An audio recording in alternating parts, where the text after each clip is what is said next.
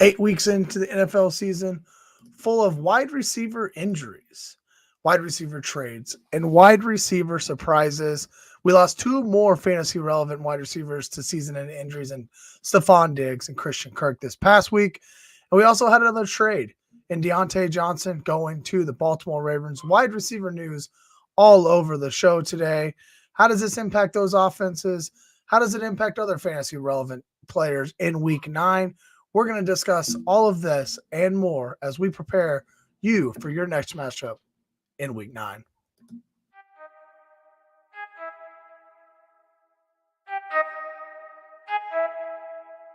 I need to know everything, who and the what and the where, I need everything. Trust me, I hear what you're saying, but act like it's new what you're telling me. I'm curious, George, I hop in the Porsche, it's 5 and a horse, I'm ready for war, I'm coming for throats, to turn to a ghost, I need to know everything.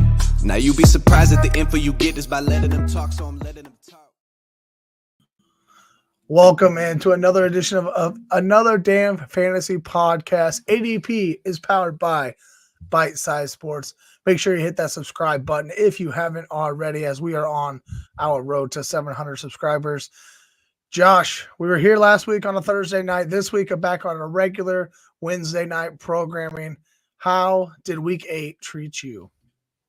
Not too bad. I had the best in our ADP league. I think I had the best or the highest score. I really killed it. I had everybody go off for me, which was fun to see. Jalen Hurts finally did what I drafted him to do, which is run a few touchdowns in and kind of lead the way a little bit. So I had a good week in that regard. And it honestly just felt across all of my leagues that scoring is back, right? It kind of felt like there was a lot of scoring to be had. So, I mean, I didn't win in every single league, but I don't know. I feel like it went pretty well overall, aside from my Vikings losing, but we will deal with that. They get the Sunday night slate this week against the Colts, who are starting Joe Flacco. I'm sure that will come up at some point in the show, but good old Joe Flacco.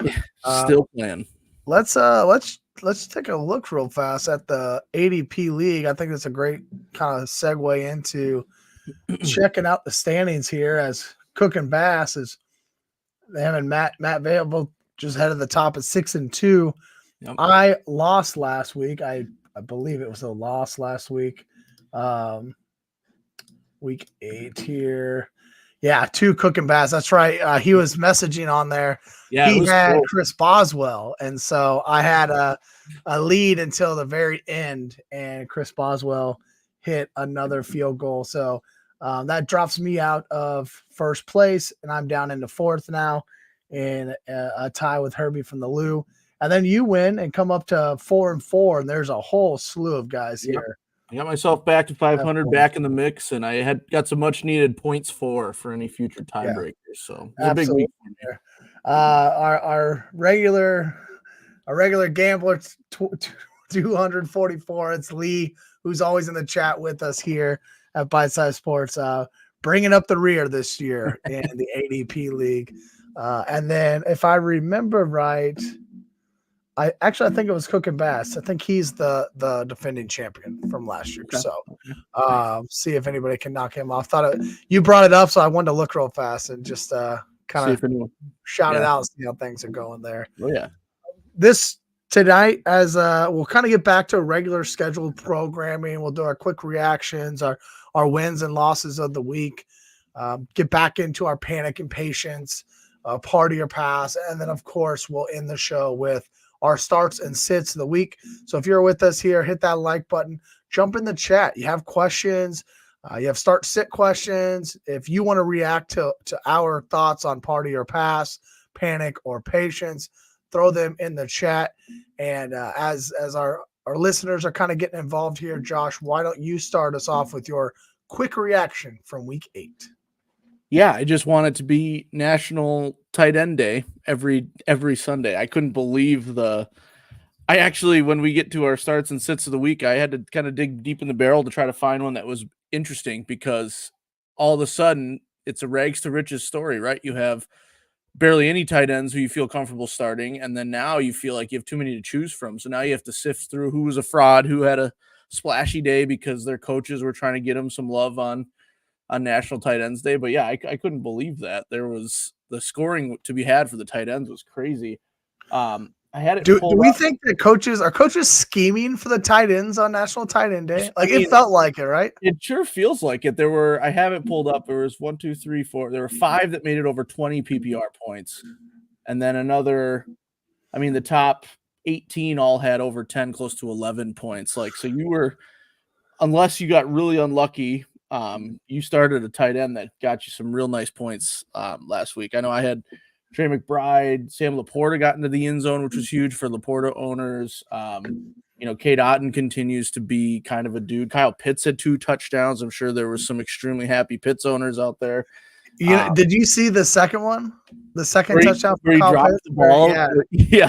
I don't think I'm still not really convinced that he actually made it across the goal line. I saw, it's one of those things where by the time I see replays of it, I don't know if anyone's been doctoring him or anything like that. Because same thing you just said. I saw a couple angles where I was like, I think it was a fumble actually. So yeah, I was watching Red Zone at the time. We hadn't left for the ballpark yet.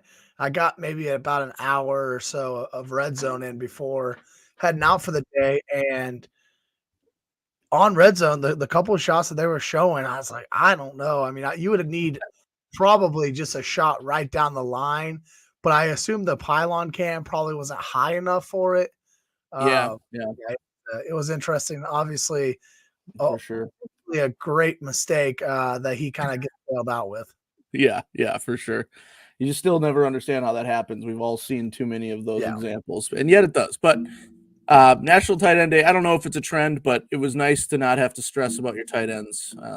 Everyone got something this week, so everybody got some love on National Tight End Day. Well, mine it goes back to my cold open, and it's about these wide receivers. We're just seeing so many of them get hurt, whether it's been short-term IR for guys such as, Mike Evans and Puka and Cooper Kupp, or guys who are now out for the season, and Stephon Diggs, Rashee Rice, Brandon Ayuk, Christian Kirk, just a ton of fantasy relevant wide receivers. And quite frankly, a ton of guys who were drafted in the top 6-7 rounds of our fantasy drafts. And now we're kind of scouring the waiver wires, trying to find the Jalen McMillans and Sterling Shepherds and Xavier Hutchinson. I saw got picked up in a league today from Houston. Like, we're trying to do whatever we can to find some wide receivers to fill these gaps in. And it just feels like if you've avoided these injuries, you took a, CeeDee Lamb or Jamar Chase, or you've got some of these other guys who are healthy still. Well, I mean, even T. Higgins has missed some time, right? And Tua and Tyreek, their quarterback, missed time. It's just been absolutely abysmal for injuries for the wide receiver rooms this year. And that's just kind of been it just got more crazy again this week. And you got to avoid that if you're going to be doing well so far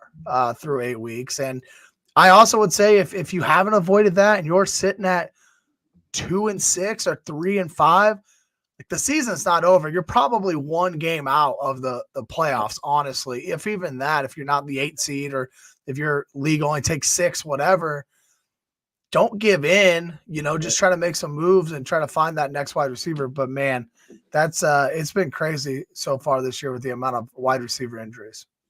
Yeah, absolutely. I mean, it's just, it's a nightmare to try to deal with. And you said it right, the attrition, like who's going to have the healthiest wide receiver rosters when it comes fantasy playoffs time. That's why, like you said, don't give up. Make sure you're still trying to get in, because you might squeak in and might get luckier with the injuries than your opponent, and you still have a shot at the champion. Once you're in, anything can happen in that 3-week stretch. Yeah, like once you're in the playoffs, we have a dynasty league that the 8 seed.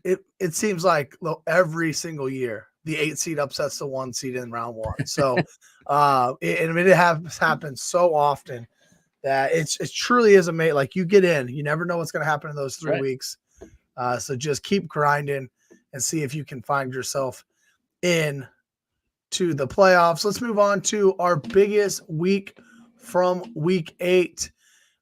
I'll get us started here, Josh. I'm going Bo Nix, man. Yeah. He was my start of the week last week against the Carolina Panthers. I was feeling really good about it. And he ends up as quarterback 2 on the week, goes 28 of 37, 3 touchdown passes, adds a 4th touchdown with his feet on the ground. And now this week he gets the Baltimore Ravens. And this is a pass defense giving up nearly 300 yards per game.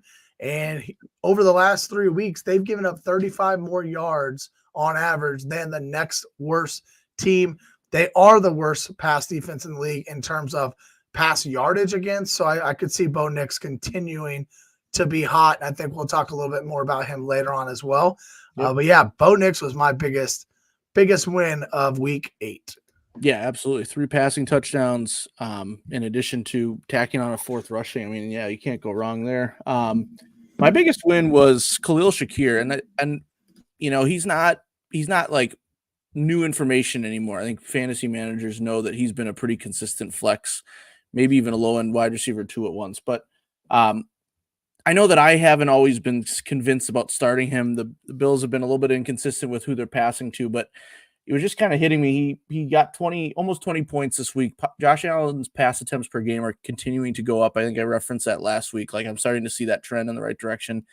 And even with Amari Cooper, even with Dalton Kincaid getting back into it, even Keon Coleman kind of stepping up, it's nice to see that Khalil Shakir is still getting a lot of consistent targets. And so while he's been doing it all year, this was, for some reason, this week just stood out to me as like, this is the week that I'm going to be consistent with him. And now I think he's at least wide receiver 3 flex if you're, and depending on your roster, there might be weeks where throwing him in at wide receiver 2 if you need to, just because he's providing a really high floor and he's been consistent. And I think that one of the numbers I heard, I can't remember if it was before or after the game, so the targets might be off, but he's only not caught like 2 of his targets, so his catch percentage is real high. So as long as he's getting those targets, you're going to get production. Like, he doesn't have one of those like 7 targets, 2 catches games type of deal. And so I don't know. I just like the consistency. It's hard to find in fantasy, and then to begin with. And so the fact that he's been sustaining it. So now I'm sure, now that I said that, I'm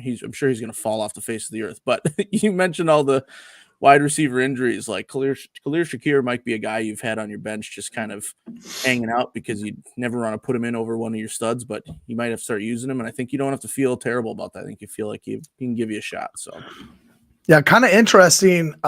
Amari Cooper, only 2 targets this past week, you know, to Shakir's 10. And even Keon Coleman, they only had 19 wide receiver targets in this game.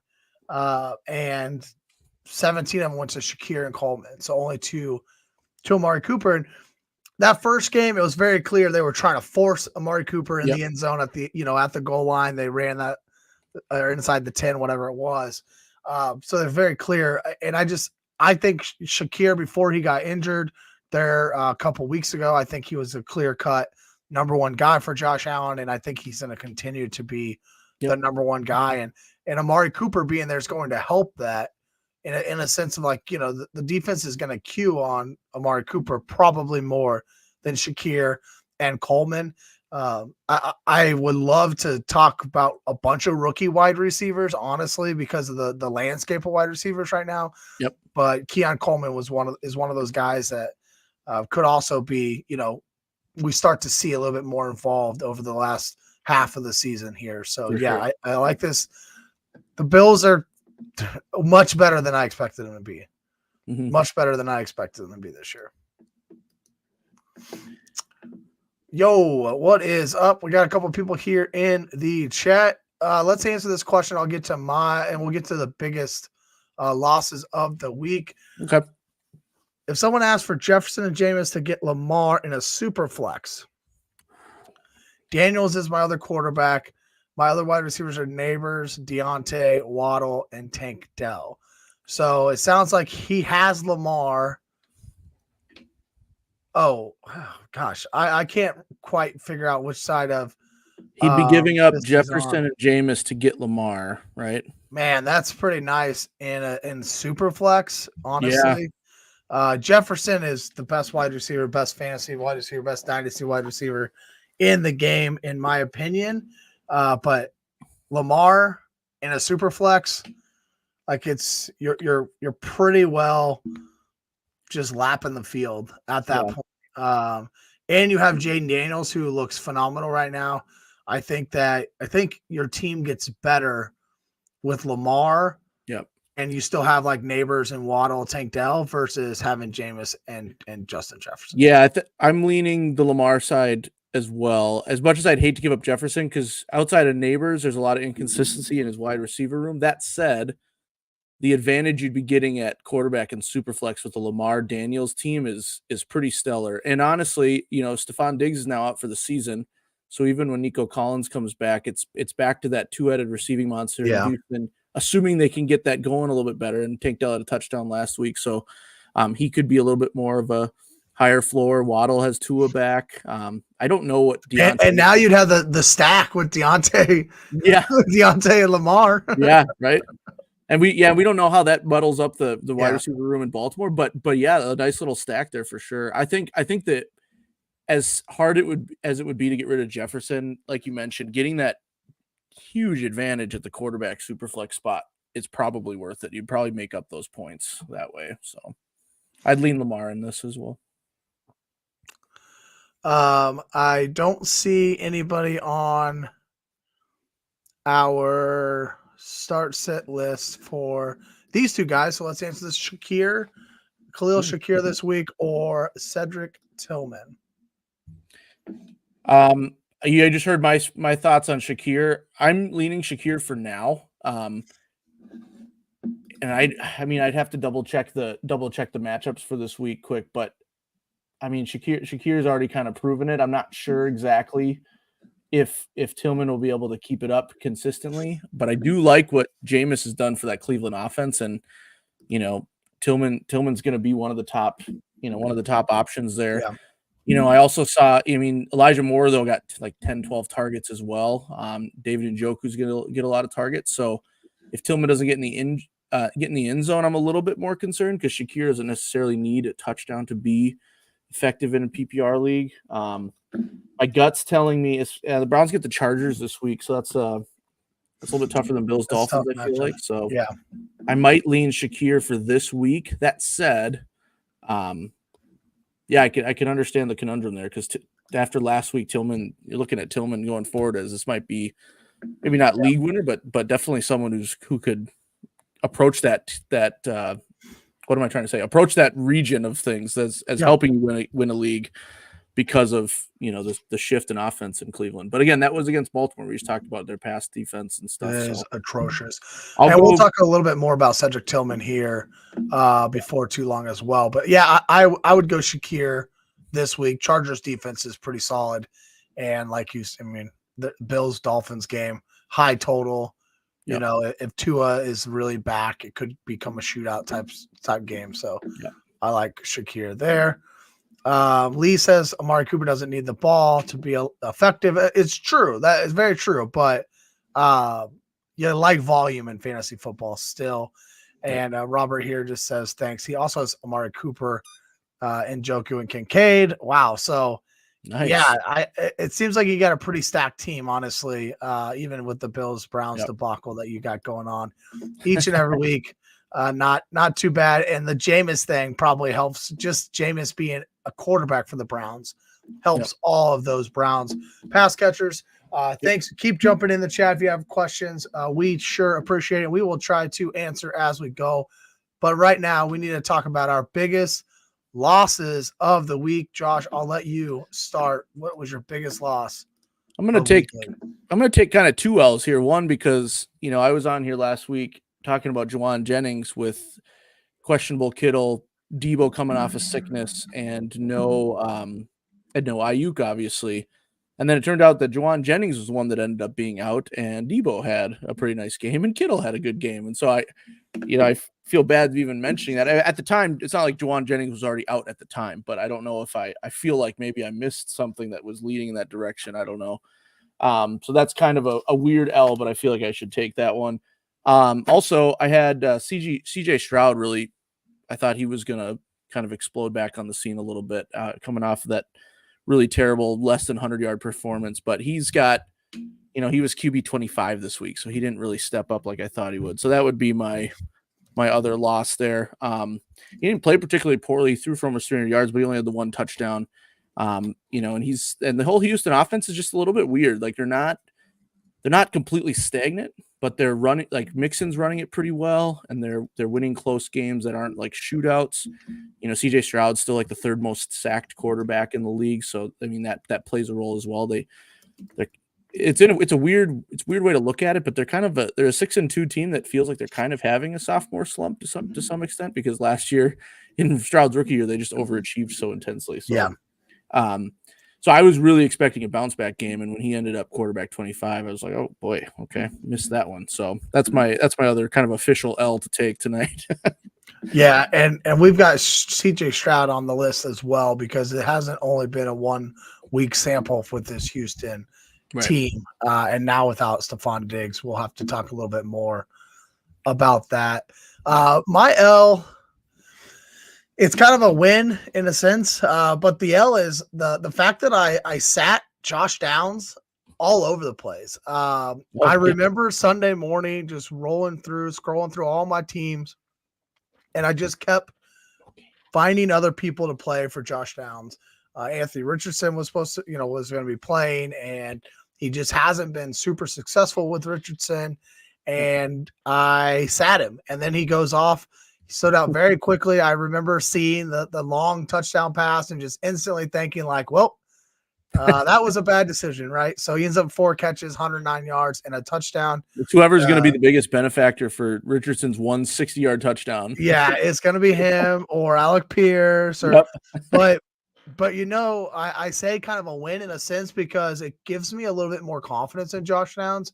And now that Joe Flacco is the starting quarterback for the Indianapolis Colts, that gives me even more confidence in a guy like Josh Downs. I like this passing attack moving forward, and so we'll talk about that right now, right? Let's just I think that kind of segues us into the news of the week, and it is that Anthony Richardson is no longer the starter in Indianapolis.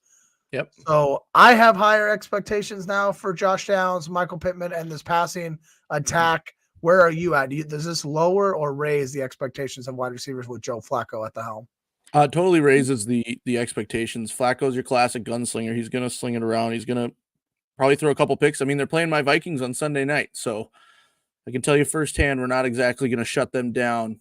We saw the Rams. In fact, I think it's part of the reason why they're benching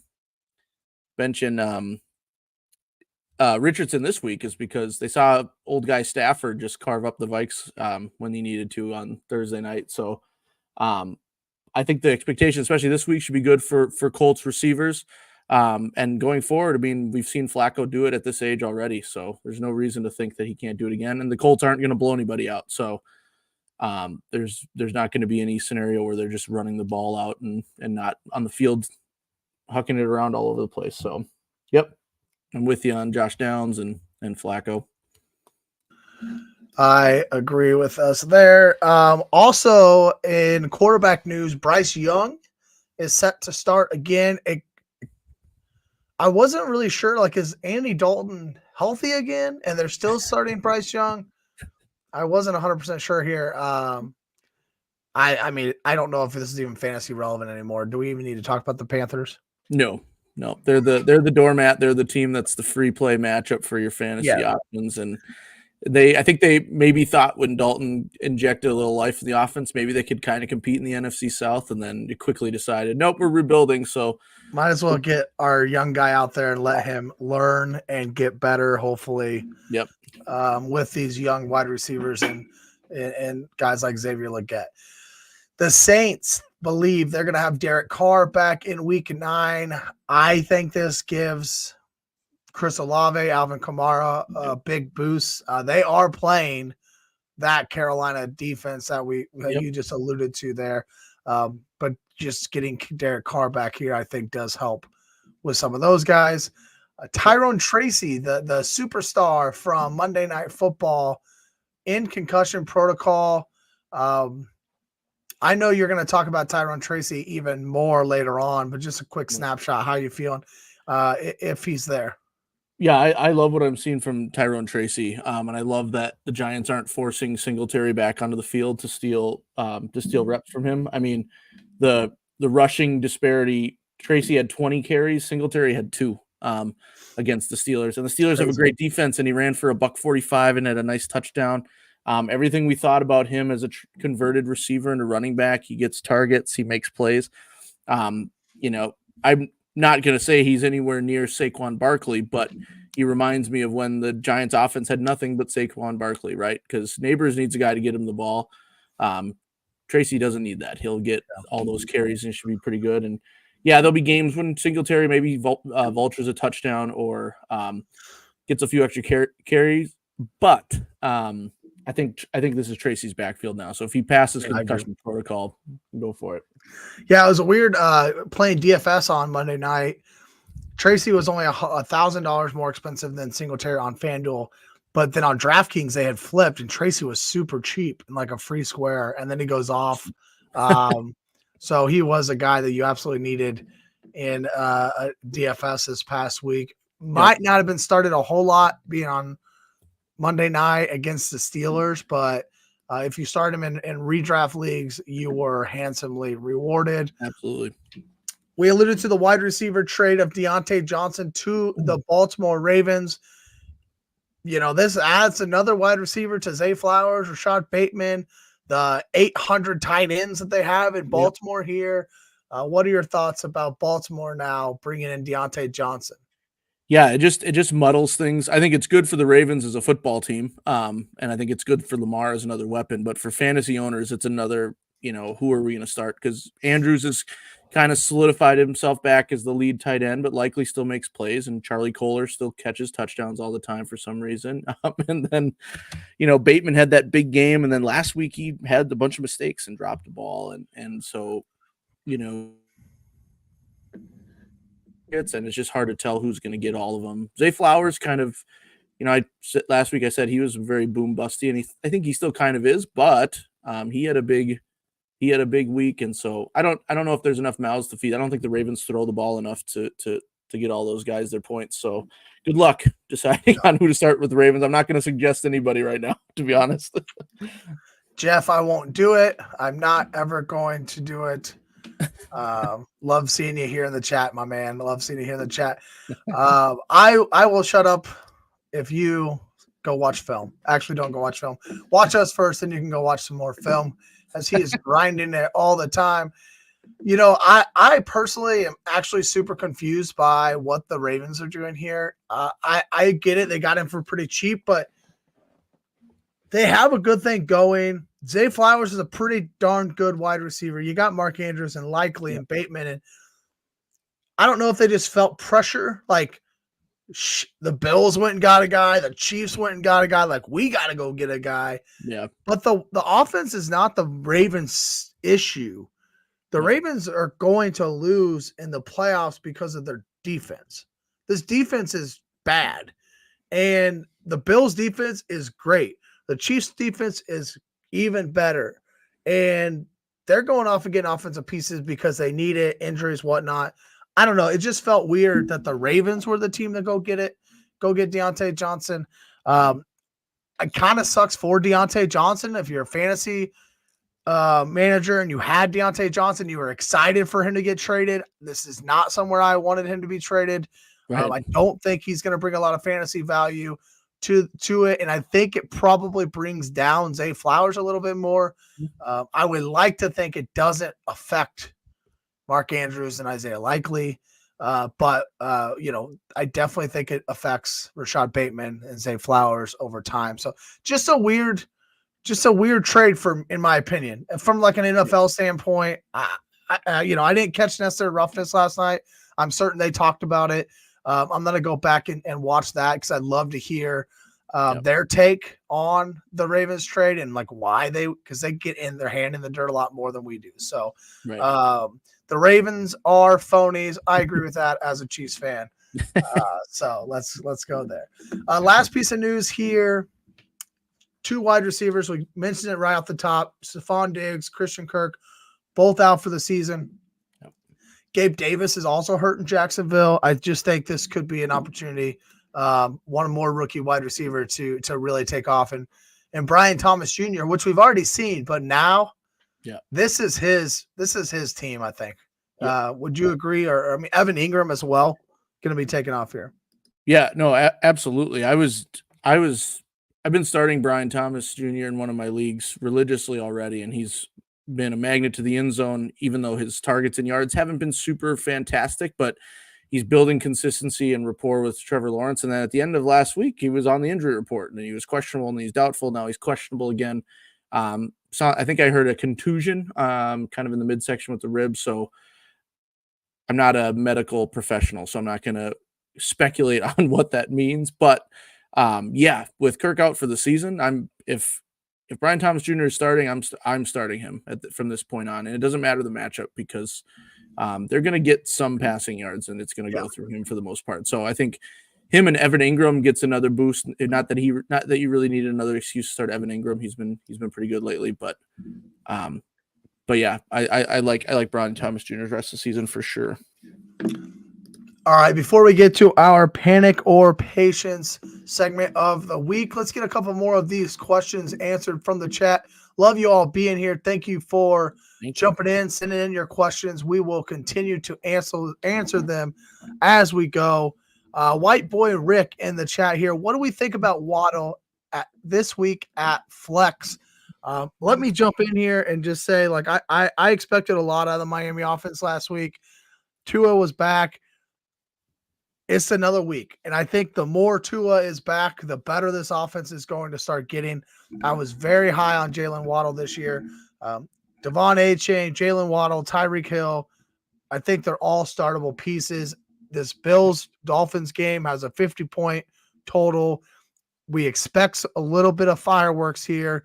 It's not that cold in Buffalo quite yet. You know, this is a early November game versus like a December game. That's huge for Miami, in my opinion. So absolutely, I think that Jalen Waddle is flex worthy this week. Yep, 100% agree. I think another week back with a healthy Tua makes a big difference. You mentioned the weather. This is a desperate Miami team trying to salvage this season. They're going to come in and do whatever they can. And they're probably going to be trailing or at least in a back and forth. And so they're going to be throwing the ball all over the place. And you have to think the Bills are going to try to do something for Tyreek Hill, try to do something for Achane. So I think we feel pretty good about Waddle at flex as well. I'm with you. Lee says Caleb or Kyler Murray this week for start of the week. Let me just double check. Neither one of these guys are on our starts or sits of the week, so we're not giving anything away yet. Would you rather start Caleb Williams or Kyler Murray this week in week 9? Yeah, I don't know. I think I'm going to might lean Caleb Williams just because I really like the Bears defense. So you've been in a lot of, defensive showdowns. Jaden Daniels had that, 9-point fantasy play last week against the Bears defense. So that you can't kind of take that out of it unless you think while he was playing hurt, which could have been a factor as well. But I think this is a little bit lower scoring than we want. And in that case, I think I'm going to go with the Bears, who are going up against the better matchup on the Cardinals defenses. It's a little bit more respectable than we thought, but I think the Caleb Williams can take advantage of that a little bit more. I'm nervous about both of them, to be honest, though, but I would lean Caleb Williams, I think, here. Yeah, Lee saying they are playing each other on the matchup here. I'm going to lean Kyler Murray, not because of my bias, and I think he's the steal of the draft. But honestly, I think for me, it comes down to the running games, and Chicago's running game has been excellent. DeAndre Swift, I remember after week 1, I thought DeAndre Swift was dust. I thought he was just dead in the water. Has been phenomenal this year ever since then. So I think he continues to stay hot here. And yeah, it might be a kind of more of a slugfest than we expect. But this Arizona team is right in, actually at the top of the NFC West with the Rams and Seahawks playing each other this week and the 49ers on the bye. So this is a huge week for the Arizona Cardinals to try to kind of pull out in front a little bit here. So I like Kyler Murray and in this matchup to use his legs and experience a little bit more than Caleb Williams. So we're on opposite sides of that one, Lee. I guess you get to choose who made the better argument, which one that you believe in more. Samuel asks, should I start the Kansas City defense in fantasy against the Baker Mayfield and the boys? I don't know who is even catching passes for Baker Mayfield this week. So, yes. Yeah. I mean, easy answer is yes to me. Right. Well, my first thought went the same way. Like, who does he have to throw to receiver wise? It's going to be a lot of running backs. Chiefs are really good against running backs from a fantasy standpoint and an NFL standpoint. And Baker's going to he's going to have to press. He's going to have to try to fit balls into small windows, and he's going to throw interceptions. So I like the KC defense as well. The only position Casey's actually bad against is the tight end. So fire up K. Dotton once again this weekend. I would love to see Brian Thomas Jr. in Kansas City, but that's not happening. You just got DeAndre Hopkins. Yeah, calm down. If you have this generational quarterback, he should be fine right now with the receivers. I'm just kidding. I mean, Cooper Kupp's still out there, right? Is he still on the ball? You know, the name that continues to get floated. What do we have? Like a week? Is it next Tuesday? Is the trade deadline? Yeah, it's coming up. We have like a week, whatever. But the name that keeps getting floated, not for Kansas City, just for trade, is Garrett Wilson.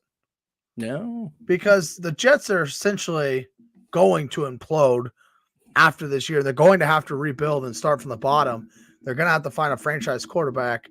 Yeah. I would love, I mean, anybody would love Garrett Wilson on their team. Absolutely. But that would be surprising. It would be kind of interesting to see where he goes. All right, let's keep moving along here. And we are going to move on to our segment of Panic or Patience. And so since we haven't been here for a couple weeks together in a normal time slot, running a normal show, I kind of took a couple guys that I wanted to look at the last couple weeks, right? Not just last week, 1 week sample, but the last couple weeks to kind of see how they've been doing. And so some of these performances might be the last 2 weeks, might be the last 3 weeks, etc. I'm going to start here with quarterback CJ Stroud, averaging just 12.5 fantasy points per game over the last 3 weeks. He's lost Nico Collins. I think Nico is eligible to return next week. Week 10, yeah. He's lost Stephon Diggs for the season now. They're facing the New York Jets, the Detroit Lions, and the Dallas Cowboys over the next 3 weeks. Where are you at here? Panic or patience with CJ Stroud and this Houston offense? Yeah, I'm in panic mode for Stroud as well. I expected this past week to be kind of a rebound. I just keep waiting for them to get clicking a little bit, but I mentioned earlier he's third most sacked quarterback in the league.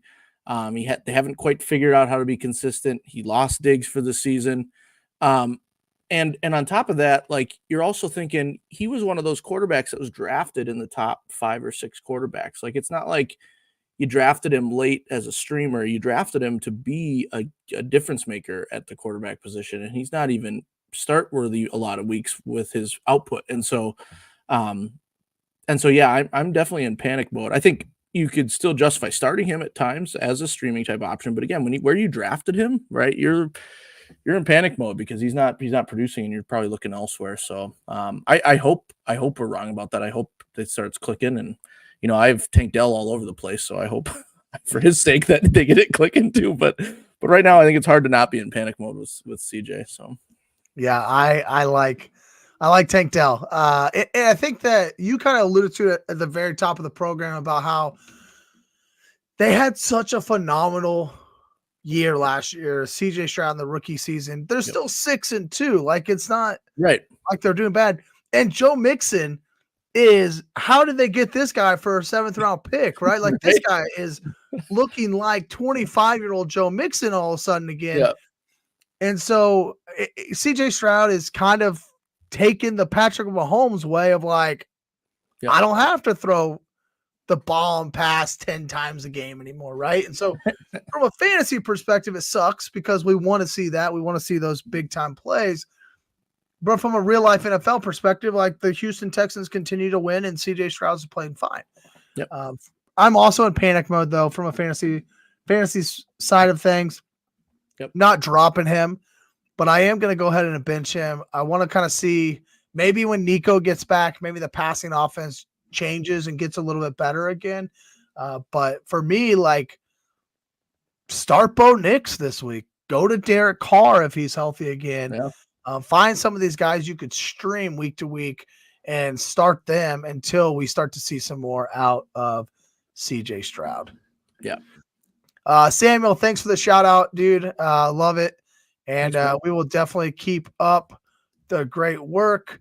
Panic on Purdy, Lee says. So, yeah, the San Francisco offense maybe gets Christian McCaffrey back this week. Yeah. Or not this week, next week, I guess. They're on a bye this week. We'll have to see kind of how those simulated practices, as they call them, will go this week.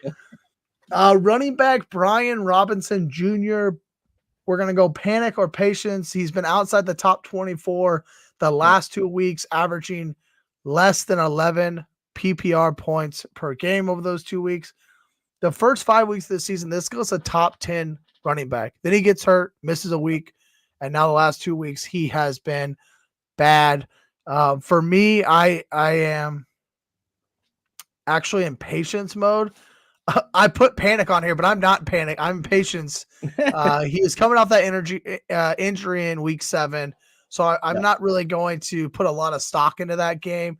Washington got out ahead early. The game was kind of over. That was against Carolina. We know how those games can be. Not putting a lot of stock into that. And then they faced the Bears this past week. Like, the Bears are a really good defense, and I don't want to put a lot of stock into that one either. Yep.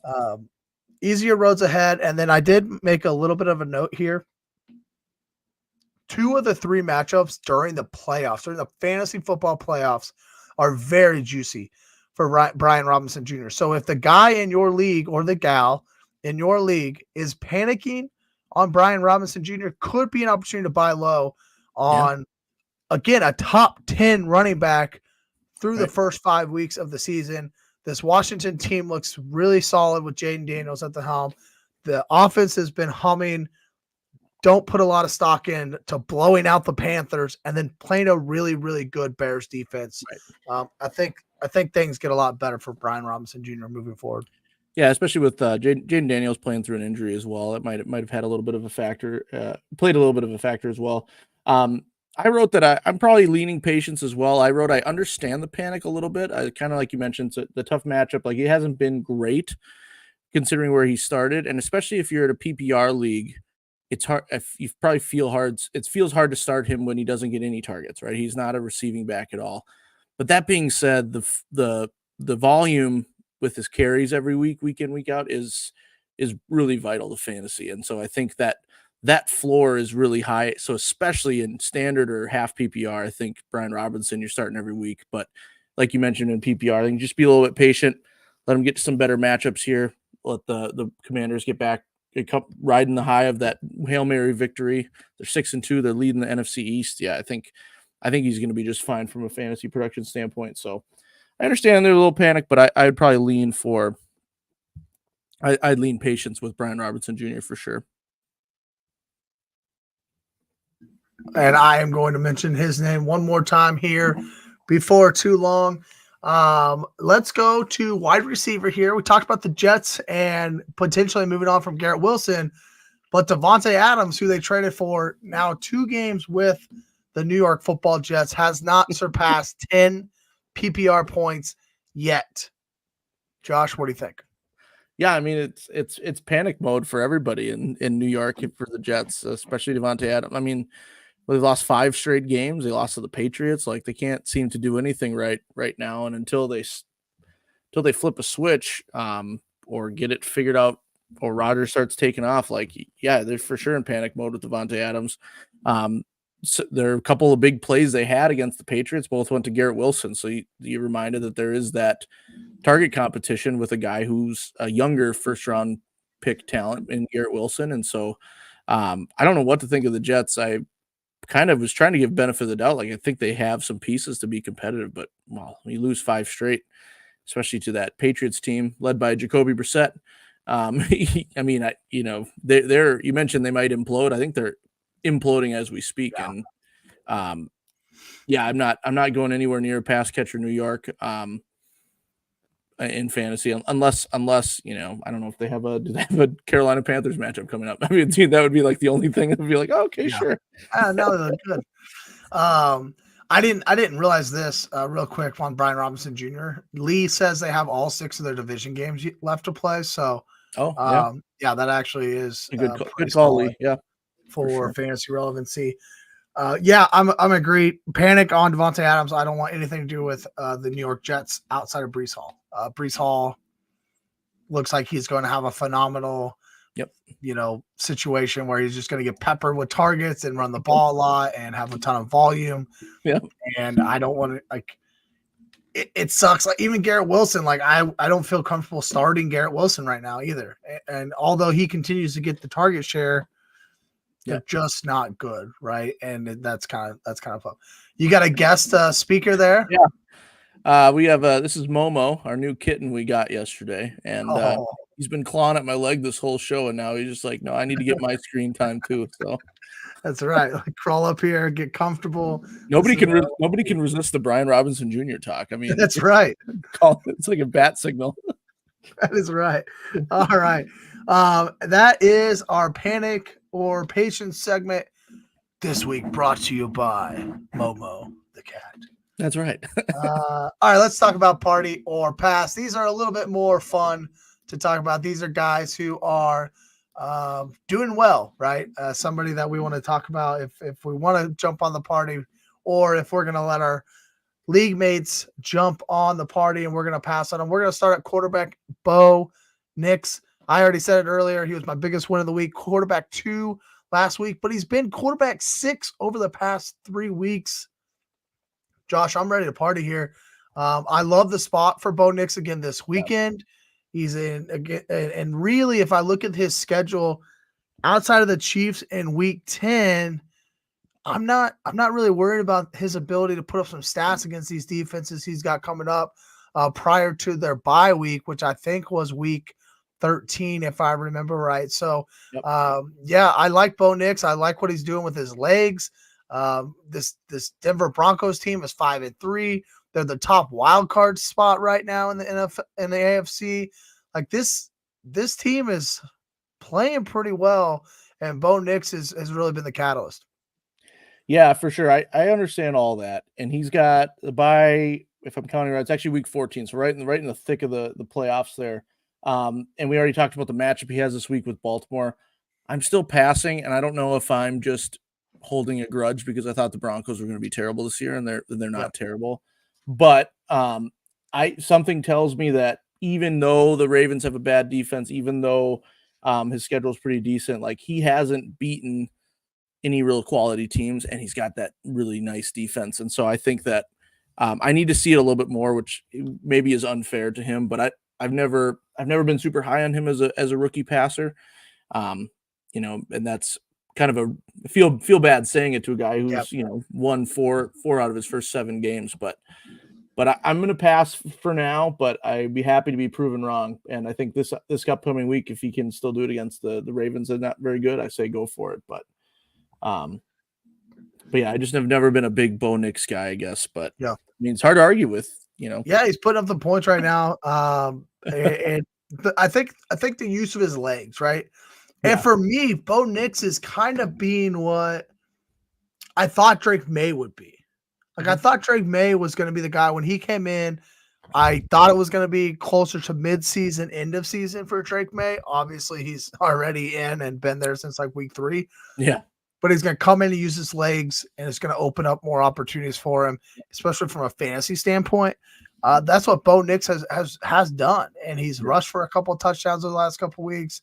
And that's just taking him kind of to that next level and helping his team win some ball games. But let's go to the next guy who I'm starting to feel like this is just your boy, man. Like I'm starting to get a vibe of like, yes, I think Josh is all in on Tyrone Tracy. Yes. 2 20+ PPR games in the last 3 weeks. He has been a top 10 running back. He looked phenomenal in the second half. He even went out like at the end of the first half. I got like an alert saying he was headed to the locker room. It must have just been him heading in the locker room a little bit early, and not too much there, because he comes back and destroys the Steelers in the second half. Are we ready to party on this guy? I mean, I think I know your answer, but go ahead. I've been full on party mode for Tyrone Tracy for most of the season. Any sign of him taking over the backfield has led me into party mode. Tyrone Tracy is like one of the players that you realize like why it's worth following fantasy stuff, studying fantasy over the summer, right into training camp, right? So many times we do that, we get misled by training camp reports, and then all of a sudden we're like, why do we waste our time? This guy isn't going to do anything. It's always the same old guys. But Tyrone Tracy, with the wide receiver to running back narrative that was all over the place, like he's just validating all of that stuff, and it's really cool to see. And I mentioned earlier, like their Giants offense isn't particularly exciting by any means, but he's just proving that he needs to be on the field more than Devin Singletary, and I think I like that volume. And 20 carries, 145 yards, a touchdown, plus he's a receiving back as well. I think, I'm full on in party mode. So the old wide receiver, he's catching passes. He kind of looks like a wide receiver when he's out running. Yep. Really, I mean, I don't want to get ahead of ourselves, but super like Alvin Kamara vibes when I watch Tyrone Tracy play. Yep, I see that. I would also say party with Tyrone Tracy. I love what I saw, and I liked, you had mentioned earlier what you said, two carries for Devin Singletary. Yep. That to me is huge. That kind of shows the confidence that this New York Giants coaching staff has in him. And look, the Giants season is not gone the way they want it to go, and so you might as well let the young guy show out, so you kind of know what you can build around in the future. At wide receiver, we're going to talk about Cedric Tillman, 18 points in Week 7, 28 points, and not the walk-off touchdown, but the game-winning touchdown in Week 8. Famous Jameis at quarterback for the Cleveland Browns. I'm gonna pass here. I think we have to point out who these 2 weeks were against: the Bengals and the Ravens. Yep. Both teams incredibly poor on the back end with their defensive backs. Terrible defenses there. I think Cedric Tillman is Cleveland's number one moving forward, their number one wide receiver. I think Cedric Tillman is a fine guy to have in a dynasty league right now. I'm not super excited for him rest of season for redraft fantasy leagues. And in fact, I would be selling high. If I had Cedric Tillman right now, I would be saying, look at the box scores, 18 points, 28 points. You need this guy on your team. I don't. Sell high, move on. And my main premise of all that is a couple things. One, defenses are going to adjust. Okay, if he's going to be the number one, we're going to treat him like the number one. How many defenses is he going to face that are just going to put a cornerback on him man-to-man? I don't think he can beat most of the top cornerbacks. I don't know what their schedule is, but I don't think he can beat them one-on-one. And as much as we want to see Jameis Winston just sling it for 30 touchdowns and 30 interceptions, like he's still not like a really good NFL quarterback, and I just don't necessarily trust him to lead this offense to great fantasy relevancy. David Njoku, I'm all on board with as tight end. It's a different story at tight end, but Cedric Tillman, for now, I'm just going to pass. Yep, I'm passing as well. And you kind of mentioned it at the beginning. He's in prove it mode for me. I mean, there's a world in which he does take over and become a guy you can start and maybe in the fantasy playoffs, but I'm not going to jump on yet. I'm still passing. You mentioned David Njoku. He's a guy I think that you can set and forget at this point. I think that with the quarterback change, especially, I think he's going to be a beneficiary because he's proven it. He's done it before, and he's been a target. And he had the nice touchdown catch last week. And then I think I mentioned a bit earlier when we talked about Tillman that Elijah Moore had a ton of targets as well. And then they still have Jerry Jeudy there. Nick Chubb, maybe he gets going a little bit more too, back from injury after a few weeks, and might eat into some maybe might run the ball a little bit more. I don't know. I need to see more from Tillman, but it's nice to see a second year receiver kind of live up to the hype a little bit. So, I hope that he does, but I'm not starting him yet. And I think, if you can sell high and get a really good value for him, you'd say go for it for sure. Absolutely. Sorry, I scrolled down. Tight end, Hunter Henry. Tight end 9 over the last 3 weeks. And he's just been consistent, putting up 9, 11, 12. He's not, putting up 3 points and then having one 20-point game. He's had a really high floor over the last 3 weeks as Drake May has kind of gotten his settled in there. Are you going to party or pass on Hunter Henry?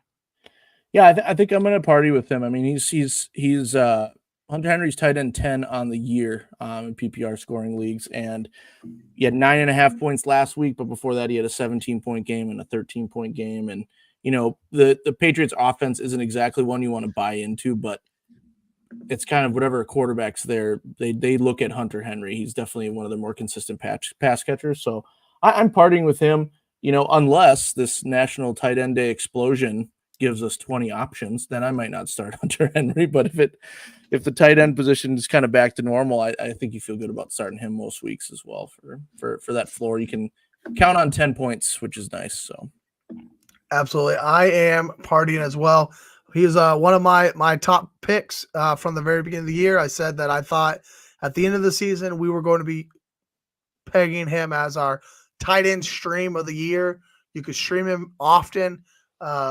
And I think he's been just that for us. And especially over the last couple of weeks as Drake May has gotten a little bit settled in at the quarterback position, he's not going to be more than the streaming option, right? You're not going to necessarily just go and want to start him every single week. But if you're in a tight spot or maybe your tight end's on a bye, maybe they're in a really tough matchup, you can go ahead and start Hunter Henry and some of the matchups that he has upcoming. So no issues there. All right. We are on to, depends on the health of May. Yeah, play Otten. Yeah, I mean, party with Otten. He's the only guy left. He's the only guy left. Andrew, sorry, man. We don't talk much about defensive fantasy players. So I would not have an answer for you. No, I would say the same. I wouldn't be able to give you advice in good conscience. I mean, Foye Oluokun is all over the place when I see the Jags play. So I mean, there's that. But I wouldn't claim to know what's the better IDP start there. Sorry, dude. I do play in one IDP Dynasty league, and like I'm just bad at it because I just load up on all the offensive guys, but then I realize I can only start like 6 of them, and then I'm saying like 6 defensive guys. I'm just not good at it. I don't have the brain capacity to figure out the IDP stuff apparently. So let's move on to our last segment of the night. It's our starts and sits for week 8. If you have any more start sit questions, please feel free to keep throwing them in the chat. We will continue to answer those as we go through our starts and sits for each position. Hit that like button. Subscribe to the Bite Size YouTube channel if you have not already, as we are on our road to 700 subscribers. Starting at quarterback, I will jump in and get us started. I'm going to start Derek Carr if he's healthy against the lowly Carolina Panthers. We've talked about it many times before. I just think dump-offs Alvin Kamara. Chris Olave is back and healthy. This is a pretty decent get-right spot for this New Orleans offense that has been absolutely terrible with Spencer Rattler at the helm. So they are excited to get Derek Carr back. And if he is back and healthy, I think he is a good streaming option for you. Yep. Streaming option if you've been playing a guy like Baker Mayfield against the Chiefs defense this week on Monday Night Football with not very many people healthy. Cade Otton I think will get his, but overall I don't think Baker Mayfield gets there this week. Spags really likes to mix up the blitzes. He's very confusing to play against, and while Baker's had a awesome season, I think he's still like quarterback 2 or 3 on the year. We talked about him a little bit last week. So he is doing awesome, and he's had a great season, and we can't take anything away from him. But for this week, I would be sitting Baker Mayfield in favor of a Derek Carr or Bo Nix or some of these guys, and even the guy that you're going to talk about, which Lee had kind of mentioned here too. So spoiler alert. Why don't you tell us why Lee is potentially right here? Yeah, Lee Stafford's a good party. I mean, Cooper Kupp and Puka Nacua are back. Vikings saw that last week. He threw a nice touchdown pass to Kyron Williams. Demarcus Robinson had 2 touchdowns. Stafford is still Stafford. And I think the divisional matchup against the Seahawks is not going to shut him down. So I think that offense is going to keep rolling. And I think that, the Seahawks might pull out a win. They're desperate for a win. They're on a little bit of a losing kick right now, but from a fantasy standpoint, I like what Stafford brings to the table. He's got his weapons back, and I'm starting Stafford if I have him. I'm sitting actually Jared Goff, which feels weird because he had 3 touchdowns last week, but he also only threw for 85 yards, which is like the weirdest. What they do, man. It's weird with Detroit. Like it has been weird. He does not have a whole lot of stats. It's the weirdest. That's one of the weirdest stat lines I can think of off the top of my head that I've ever seen. Less than 100 yards, 3 touchdowns, no picks. Like Detroit's in Green Bay. They're, the Packers are 10th against quarterbacks from a fantasy standpoint. Detroit's got Jahmyr Gibbs and David Montgomery running all over people. Detroit has a defense this year. Like I'm just projecting a black and blue battle, the black and blue division. And I think that Detroit's going to still come out on top, but I'm not sure I'm going to be happy with Goff as my fantasy quarterback if I start him this week. So I'm going to sit him and look at that Stafford option from streaming. So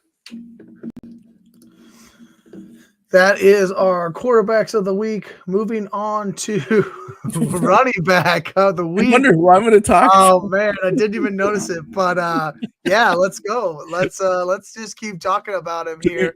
To be fair, I put Tyrone Tracy in the notes before I had seen that you put it in for a party pass. Hey, I like it.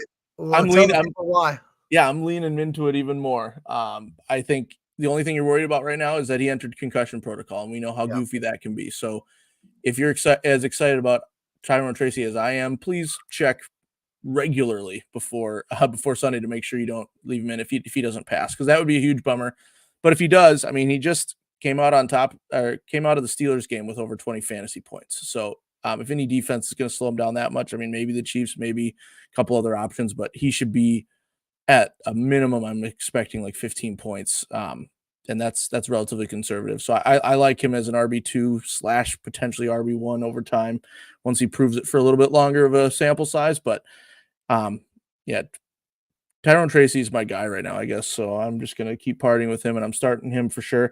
I'm actually sitting Raheem Mostert, which feels weird because he came back and had a nice game. He had 2 touchdowns, but he only ran 9 times, or he ran 9 times as well, but he only ran for 19 yards. It's not like they were going up against a staunch defense. They had the Cardinals, and I think Mostert's still a good player, but I think he's going to be touchdown dependent, and I think that this is Devon Achan's backfield, and so I'm always going to lean towards the guy that's got like the 1A guy. I know everybody's a committee these days, but I'm going to lean Achan. They have the Bills this week, and Mostert's always good for a big play.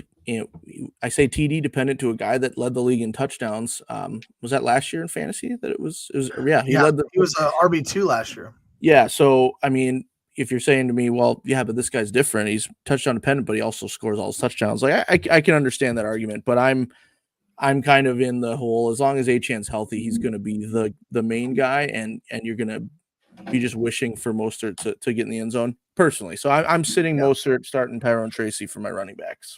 It kind of feels like similarities to the Lions when you got Gibbs and Montgomery, except for the Lions, it's like a true running back committee. Like they'll give Montgomery a full series and then Gibbs a full series, and then like it is truly split. Whereas the Dolphins are not. This has been Achane's backfield, and I think it'll continue to be Achane's backfield. Whereas Mostert will get in. They'll probably get the goal line. He'll probably, steal some of those touchdowns from Achane. But I think if this offense gets back to humming the way we think it would, then you got Waddle involved and Tyreek involved, and they might not even be on the goal line anymore because they're doing 60-yard bombs. So, yeah, I agree with you there. Before I get to my starts and sits for running back this week, we have a running back type question in the chat from Lee saying, "Do you start?" Wow. I almost said Jalen. Did not mean to say so. That threw me off. Do you start Jaden Reed over Kareem Hunt at flex or not? I'd be interested to know what your other two running backs are because I think Kareem Hunt is like a locked-in starter at this point. I don't see any reason why he wouldn't be. He is the running back for the Chiefs, and you're not getting that with too many teams anymore. You just mentioned about the committees. Like Carson Steele will come in every once in a while, but he is not getting that many snaps in comparison. Let me see real quick. Kareem Hunt, 60% of the snaps, 65% of the snaps, 63% of the snaps. Like he's getting all the snaps at the running back position for the Chiefs. So yeah, I don't necessarily think you don't start Kareem Hunt. So I'd be interested to see what the other options at running back were. And then, Jaden Reed without Jordan Love hasn't really been great this year. Jordan Love, he's got the groin issue, so you're not really sure what his health's like.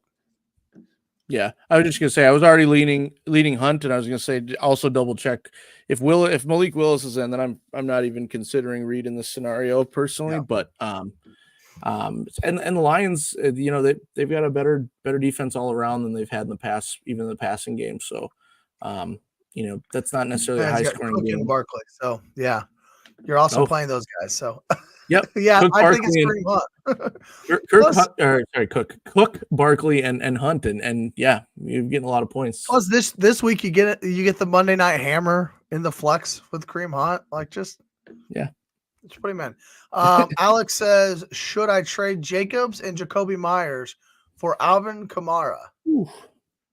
I'll let you go first. I already know my answer, and I actually reached out this week about one of the players on this list about making a trade for them when the manager's season is over, which I think is probably like a week or two out. Yeah, I mean, this is a tough one for me. I'm not really into Myers at all as an option, so I think I'm going to be going by the best player in the like the best running back out of the two, and so I don't know. That's a tough call. I think I would go with Josh Jacobs only because I don't know if I trust the Saints offense going forward. So I'm going to lean Jacobs. It's a tough call for me. The Myers addition doesn't move the needle for me. I don't know how much I value him necessarily. So yeah, I firmly agree that Myers has doesn't do anything in this. So I look at it as Josh Jacobs versus Alvin Kamara. And I am going to take this. If I'm in a PPR league, Alvin Kamara is the PPR machine at the running back position. He's running back 2 through the first 8 weeks in PPR, and that's with Spencer Rattler at quarterback for some of those. If you want to go back to the first 4 weeks when Derek Carr was at quarterback, it's easy to forget. But I pulled this up here looking at box score, 22 points, 44 points, 15 points, 25 points. Like he is a machine when it comes to PPR scoring. Josh Jacobs, top 10 so far in the year, having phenomenal weeks, coming off a 20-point week and a 25-point week. I'm not saying you can go wrong with Josh Jacobs. And if it's a non-PPR league, I probably just don't make the move because it's probably a moot point. Like they're probably both about the same. But in a PPR league, I just really like the abilities that Alvin Kamara brings and that high upside. I mean, he has a ceiling that not many others can match. And I do think that, with a healthy Jordan Love, the Packers want to throw the ball a lot more than run the ball with Jacobs. So White Boy Rick says Tracy or Waddle at the flex. If Tracy is good to go, I already know your answer, right? I don't even know if you can take my answer seriously anymore, Rick, because I'm probably way too biased. But if I have a running back I really like, and this is not a hard and fast rule, and I'm not saying it's the best philosophy. I'm just talking about me personally. If I have a running back who I feel really good about volume wise and production wise, I typically lean that guy over a receiver who I'm considering over, just because I want the consistency in touches, and that's part of why I'm so excited with Tyrone Tracy is I know he's going to get carries and targets, Yep. whereas Waddle could be 5 catches, 60 yards, which is fine for a receiver. It's not terrible for a flex, but I think the upside with Tracy is just way better. So Yeah, I like Tracy in that situation too, especially just right now. Give me I don't mind starting Waddle this week by any means, no, but Waddle's fine. Yeah, if I'm in that situation, I'll take Tracy. I'll take the guaranteed volume right now, and hope that Waddle starts to get more involved in this offense, starts to put up points that we think they'll put up eventually with a healthy Tua.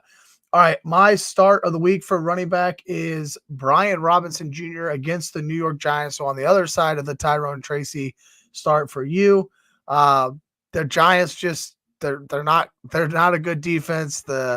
This game actually could be a little bit like sneaky shootout.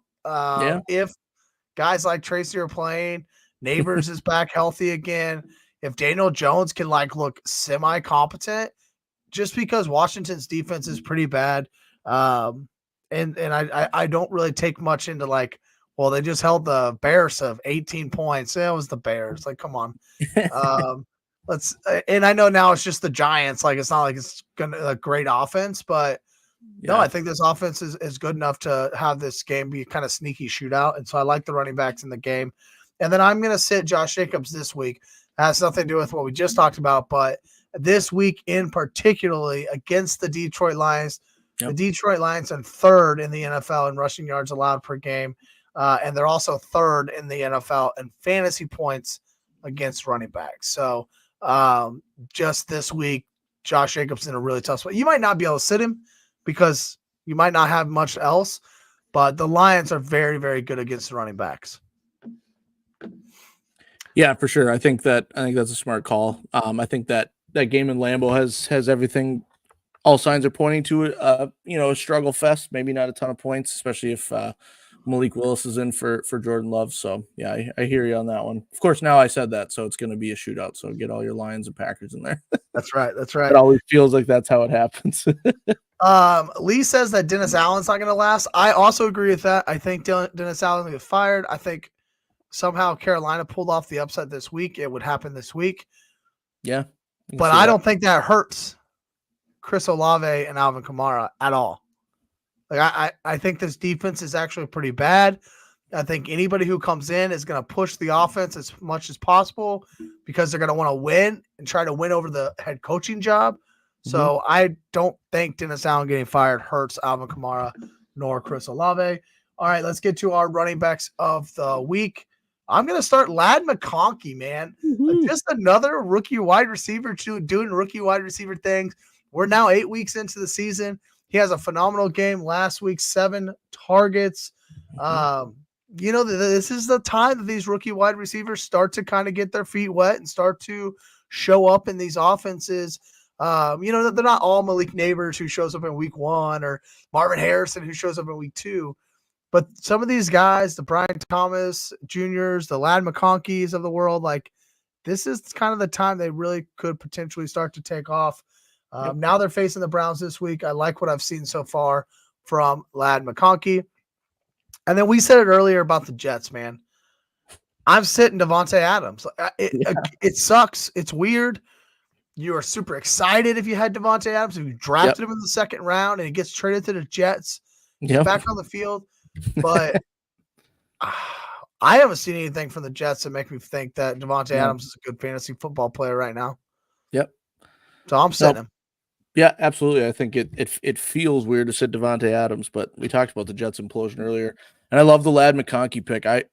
He was one of my favorite best ball guys to pick, just because really late draft capital. We all knew he could have the potential to be Herbert's wide receiver 1. There's some chemistry build up there. The Chargers are starting to play a little better offensively. In fact, you guys might need to be nervous in Kansas City. I don't know. I think the Chargers Yeah. are starting to Yeah, definitely. We're definitely nervous, sitting at 7-0, having a 2.5 game lead on the division against the Broncos and 3.5 games over the Chargers. You never know what's going to happen here. Yeah, exactly. I kind of cheated here, but we already talked about one of the guys. Actually, we already kind of talked about both of them. I said I want to start Josh Downs and Tank Dell. So there's two guys that we've kind of mentioned both. This situation is helping Tank Dell out, even though he hasn't been what I hoped he would be this year. But Tank Dell is going to get the targets and the opportunity going forward with all the injuries that Houston's suffering. And then we talked a lot about Josh Downs earlier with Joe Flacco under center. The Vikings have a hard time guarding the middle of the field from a secondary standpoint. And if we don't get home, a lot of our DBs are on islands out there. And so there's going to be plenty of yards to be had through the air. I still like our defense. I'm not saying that. I'm just saying from a fantasy standpoint, there's no reason why Josh Downs can't be productive this week. So I would start him as well. And then my sit is kind of a question, and you can tell me I'm way off base here. So it's more of a theory from asking a resident Chiefs expert. Mm-hmm. Is it silly to think that DeAndre Hopkins and Xavier Worthy can't be start worthy? And if so, who are you starting? Who are you sitting? Or are you saying that's dumb? They're both going to be great because the Chiefs passing offense is going to take off here. No. I think honestly, I think you could get away with sitting both of them. I said start DeAndre Hopkins last week. I was just so excited and probably a little biased. Like, hell yeah, like let's go.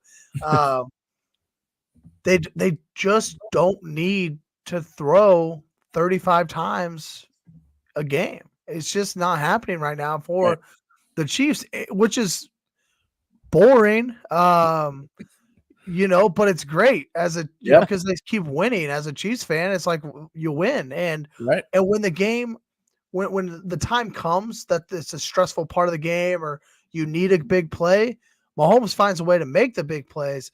But ultimately, just the way that this team is playing right now, the way this defense is playing, the way the interior three linemen are just moving people, and this run game has been phenomenal. There's not really a need for Patrick Mahomes to throw it 35 times. I do think that this Tampa Bay defense presents an opportunity for Patrick Mahomes to throw for 250 yards and a couple touchdowns.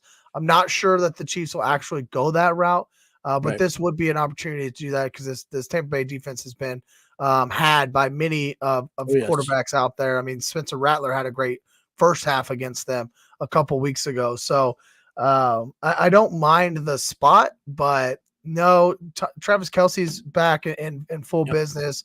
DeAndre Hopkins, Xavier Worthy, they're going to be used in such different ways that I think it's really hard to understand what the game plan is going to be. And if the game plan is going to, they find an opportunity to pepper Hopkins with 8 targets in a game, then next week, the game plan might be to take the top off with Xavier Worthy. And I think that's the game you're kind of playing with these guys right now.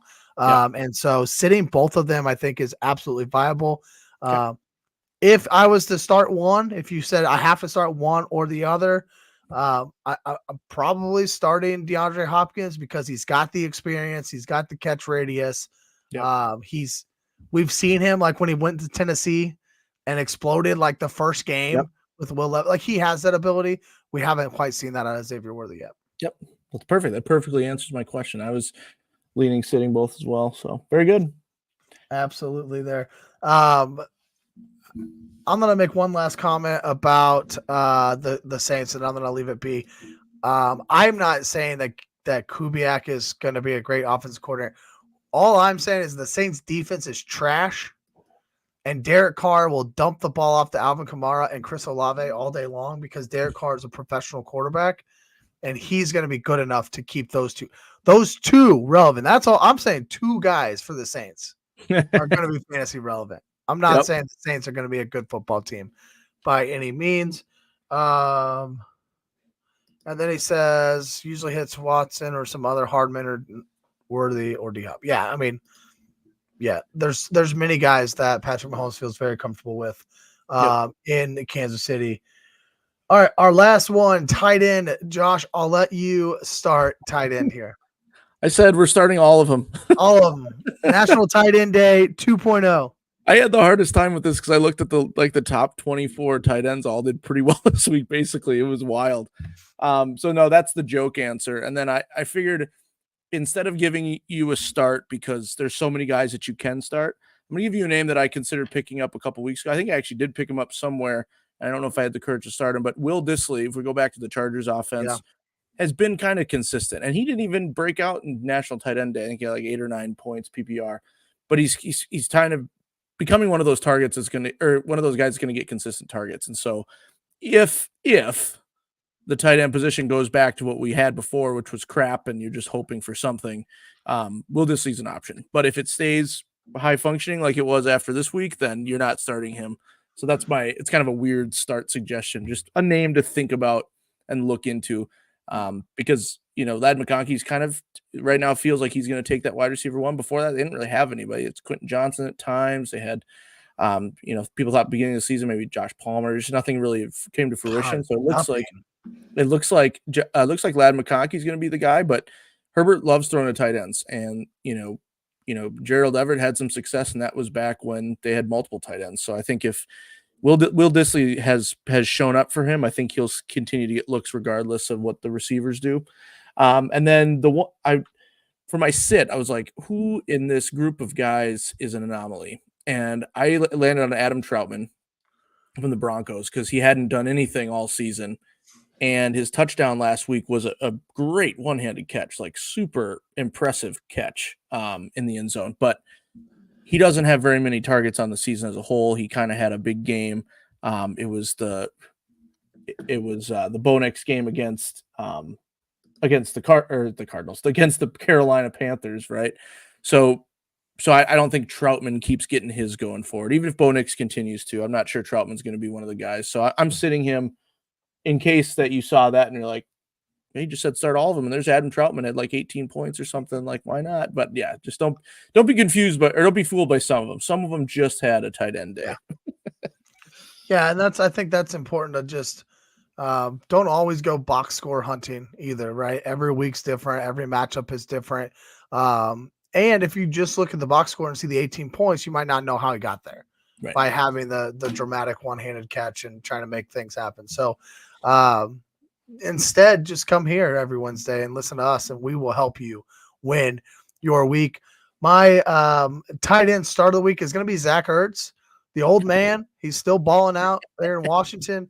Again, against this Giants defense, I kind of like this game. The more I talk about it, the more I think these two offenses have a chance to move the ball a little bit there.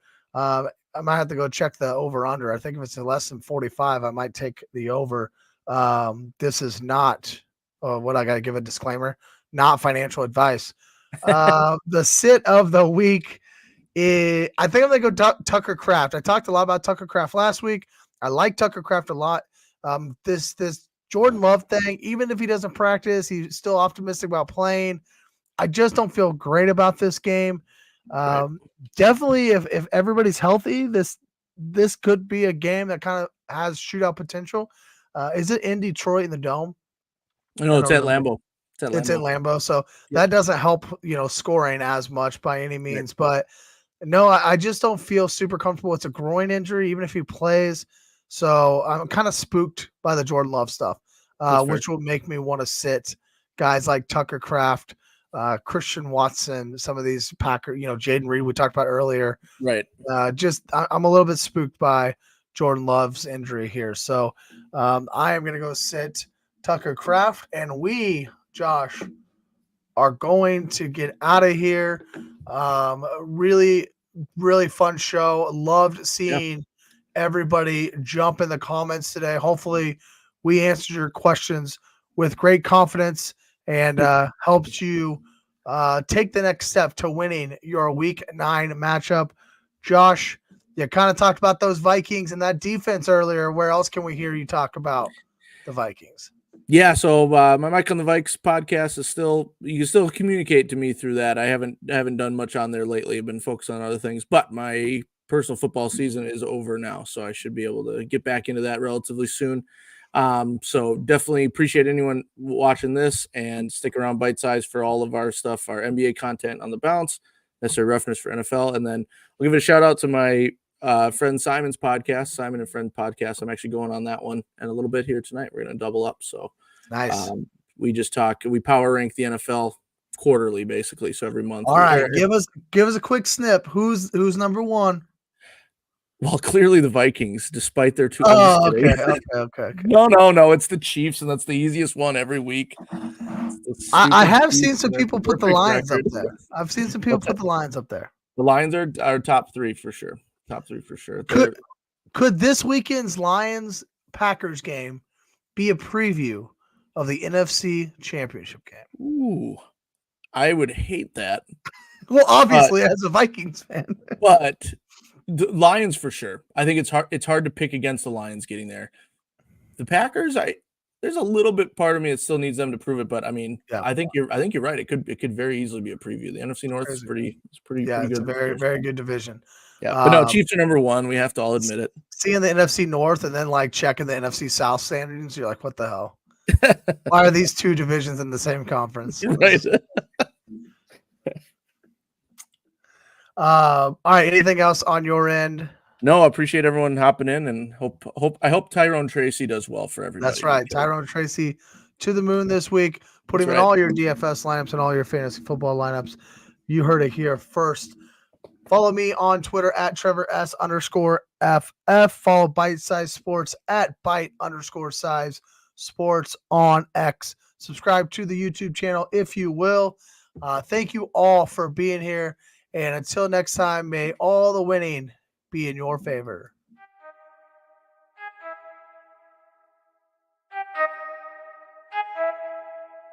I need to know everything, who and the what and the where, I need everything. Trust me, I hear what you're saying, but act like it's new what you're telling me. I'm curious, George, I hop in the Porsche, it's 5 and a horse, I'm ready for war, I'm coming for throats, to turn to a ghost, I need to know everything. Now you be surprised at the info you get just by letting them talk.